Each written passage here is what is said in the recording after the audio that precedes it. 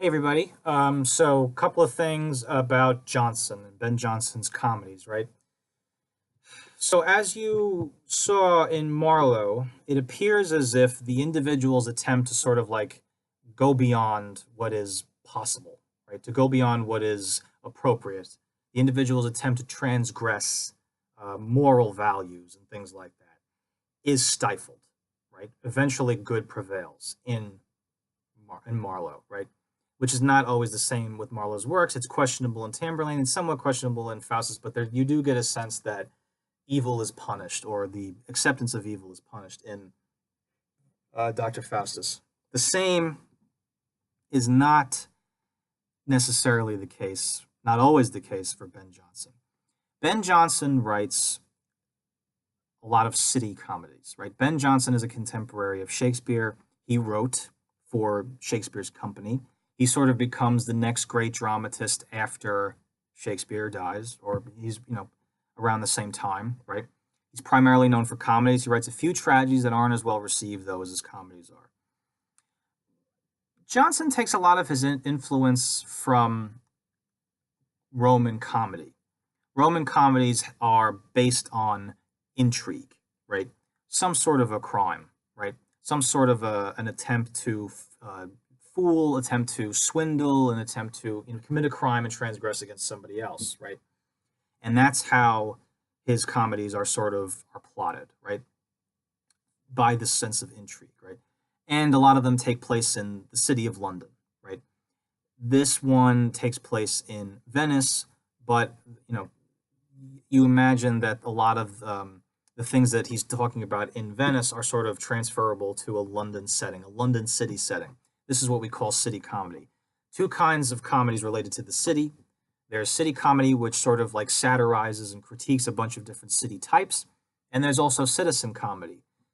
Citizens were free persons. These are people who belonged to a guild, right? They weren't dependent on anybody else. Right? They weren't a peasant. They maybe owned a bit of property, right? They were shopkeepers. They had a sense of financial autonomy, the same in the way that servants, peasants, apprentices don't, right? That's a citizen, right? And the citizen is starting to acquire a lot of political capital at this time, becoming more important, right? And and also financial capital and people who are able to buy things, commodities, right? People who are able to accumulate capital through private enterprise are also able to buy status, right? Nobility or more gentry, right? Gentry status, which Shakespeare does. Shakespeare buys a coat of arms for his family. Now,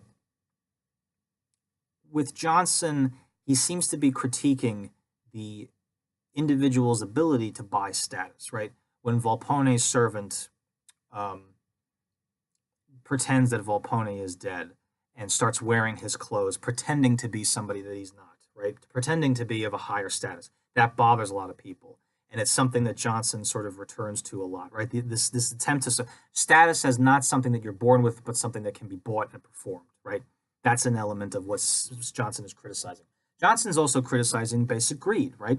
Volpone and his servant try to gull these people, right? Corvino and the others, right?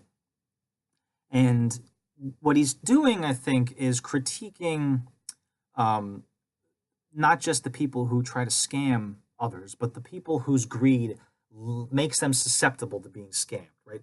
People get into these these get rich quick schemes in order to make a quick buck, right? And they're willing to do some very immoral things, as the characters who are part of the scheme seem to be doing. They're willing to do some very immoral things. One guy is willing to sell out his wife, basically, right? Another person is willing to, allow somebody to kill somebody in order to, make themselves an heir. They're all trying to become heirs to Volpone's quote unquote fortune, but Volpone is getting money and gifts in order to so-called say that I'll consider to put you in my will, right? So they're he's taking advantage of people's greed in addition to the fact that he is being greedy himself, right? And Jonson will explore this theme again in a play like The Alchemist, which is a really well known and probably his best sort of play, right? Um, this play is similar to The Alchemist, but it's not as tight. There's that weird subplot with Sir Politic Woodby where they're sort of poking fun at at the English, right?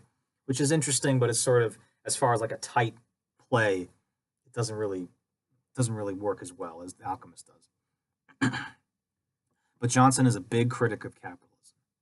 Johnson is a huge critic of capitalism. Johnson is close to the Stuart regime, right, under James, right? James comes in as a Protestant king.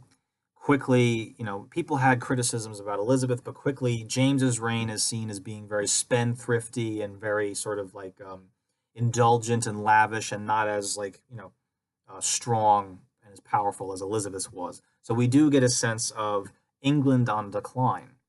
People have that sense, but Johnson was very close to James because he thought of James as sort of like a moderate, religiously moderate monarch who's sort of like keeping radical Protestantism at bay, right?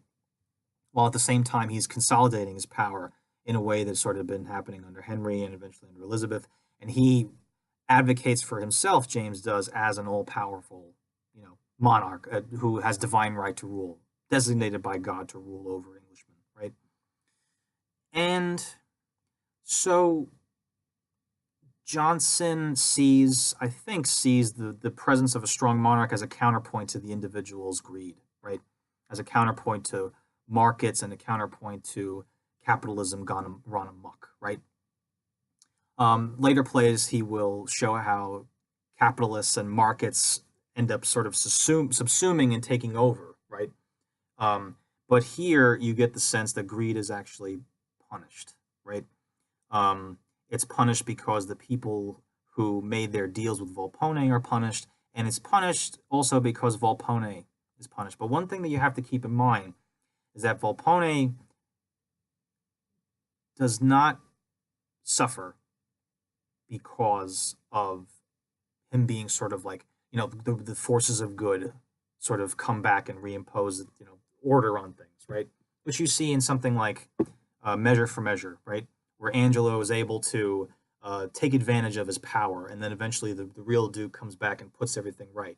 Here it's very different. Volpone gives himself away, right? Volpone and his servant make mistakes, and that's how they get caught, right? They got away with it. They're scot free, and then they sort of double down and they take risks and they get caught, right? So the individual's lapse in judgment and the individual's greed and anger and frustration getting the better of themselves is what causes their downfall, not good triumphing over evil, right? If that makes any sense. And Johnson's also writing for the commercial theater, which pissed him off to no end. He thought of his audience as very sort of unsophisticated, right?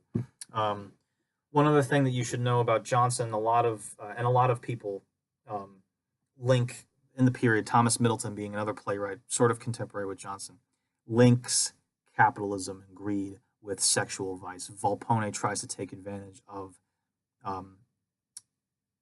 this woman, and you get the sense that people who sort of have like a greed and a consumption, consuming personality or consumist urge for money are the same way with sex. And that's sort of a recurring thing, the connection between sex and money, which, everything's about sex and money, right? But here in Jacobean city comedy, sex and money are very closely linked, right? So, and his sense of plot and the way the intrigue unfolds is very, like I said, very much influenced by not so much Seneca, but more so by Terence and Plautus, who are the writers of Roman comedy. Right? He's also got the same education, classical rhetorical education in the grammar schools, mind you, not in university, but in the grammar schools that Shakespeare had, that Marlowe had. And the use and abuse of rhetoric is a thing that I think that he's very interested in, right? And I think there's also a thing that you should think about, not just in the way the characters try to persuade people for their own ends, but the way that like testing probabilities and considering problems sort of plays a role in the way the drama unfolds. So these are some things to consider when reading Johnson's Volpone. And I hope you enjoy it. It's probably not something that you'll ever read in any other class, so that's why I assigned it. And if you have any questions about it, please feel free to let me know and enjoy.